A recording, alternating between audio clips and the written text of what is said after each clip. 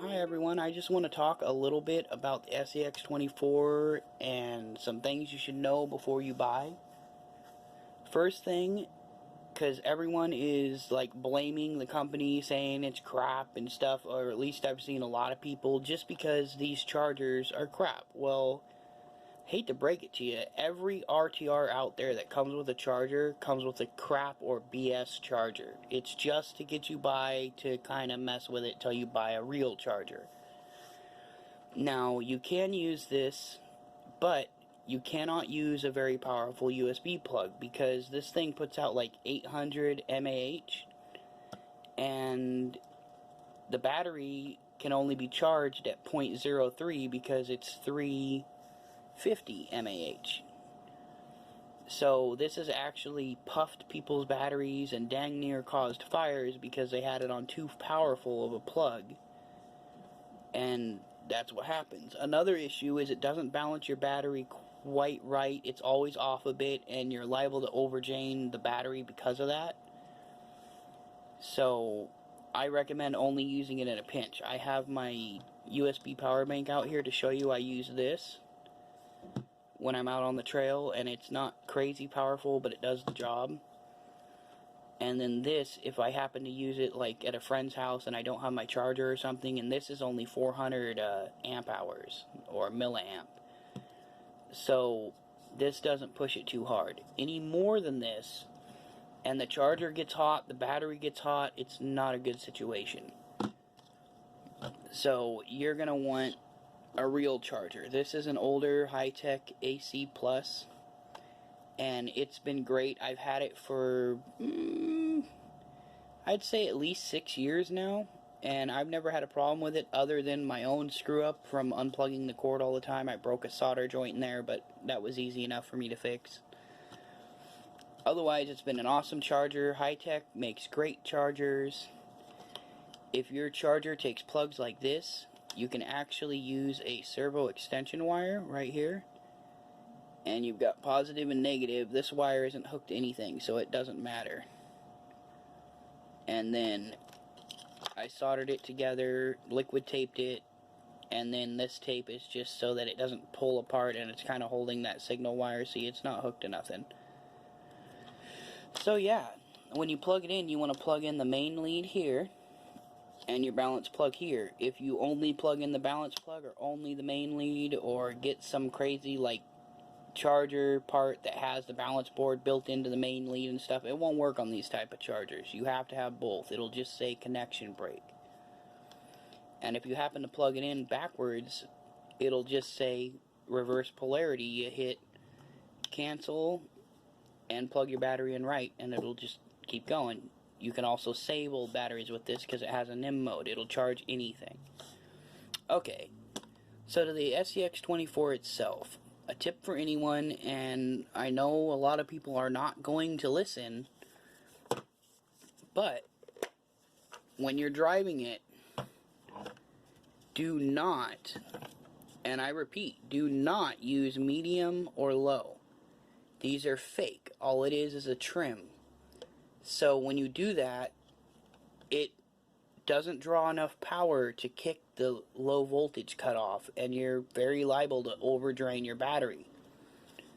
So don't do it. Do not run medium or low. And it does the same thing on bigger RCs. I've tested it on my Scx10, on my Trailfinder 2, and on my clone.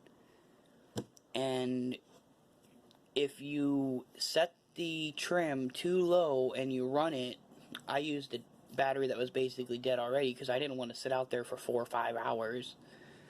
But once it gets to the low voltage, it will keep going. The LVC won't kick on because you can't hit full throttle to really give it that kick in the ass it needs to kick the LVC. So don't run those settings. Now, what I was going to show you here, this is why I didn't have them plugged in my last video. I actually undid the wire because I haven't soldered or anything yet. It was just to test it, see how it looks.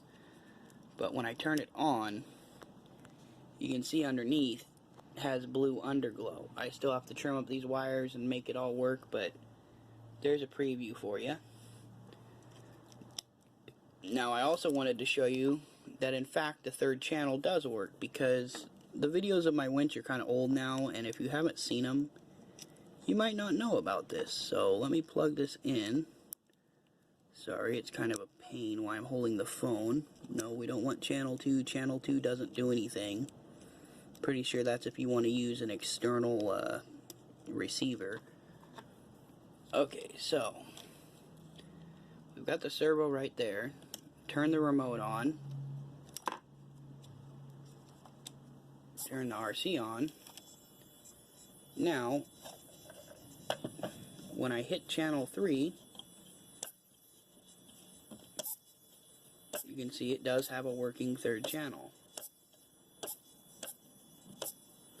So that does work. You can put whatever you want on that third channel. In fact, if I modified the board in one of these, I could actually make a light control, which I might do. Depends. So, other than that, they're not really waterproof. I'll throw a picture up of the inside of the ESC here.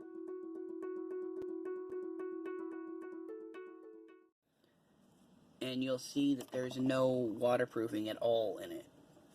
Same with the servo. There is no seals, nothing inside here. So if you go in water and your servo starts to act up, or your RC quits working, don't blame the company. You went in water and it's not really waterproof. I don't know if it's a typo or what, but in the manual they claim it is, but on the website the deadbolt says it's not, and the Jeep, they're really lying to people, because it says on both the website and the manual that it is waterproof, and it's the same ESC, same servo. It is not waterproof. Those of you that have been driving in water and doing crazy stuff like that, you've just been very, very lucky. That's all that is. I've had lots of RCs that have gotten wet and got lucky and they didn't blow up. So don't do it with this. Several people in the group have learned the hard way. Don't run it in water. So what else is there to really say? Not much. I'm trying to get a hold of the Jeep version so that I have 2 to run around. Maybe I can get the girlfriend to run with me and I can compare it for you guys so we can really see the difference. The main difference in the Jeep that I have noticed is the ESC sits a little lower. Not a big deal. Same battery mount, but the tranny and everything is back a little further, and the front links are a little longer. So what that does is it puts weight further back. So the Jeep isn't more top heavy because of the body. In fact, the deadbolt body is heavier because it's got this thick plastic on top. What it is the Jeep has a shorter wheelbase and the weight is moved further back. So that makes it tip backwards much easier. Its side hill's about the same, if not more, from what I've seen. I don't have one in my hands right now to actually compare, but I want to get one. I just don't have $120 to blow on one. I don't even have $5 to buy LEDs right now, so I don't make no money off my channel or nothing. Well, that's it. I hope this guy helps someone out there. I seen a video recently about some little kid talking about how worm gears build up pressure and stuff. They don't. The only time that would happen is if you don't have any grease or nothing in the gear, which obviously isn't good for any gears. I've never had any of the issues that he's trying to claim. If you go backwards and it does this weird jerky stuff, most likely your drive line right here, you have to line these pins up on each side or it'll cause it to jerk and have weird issues. Also, when you first get it, this front drive line rubs up here a little bit, and until it actually cuts into the link, it'll kind of be weird. But don't worry, after a couple runs it smooths right out. Another way to fix that is to flip the tranny. You can see my drive line's on the opposite side. It no longer hits that. So yeah, that's actually it.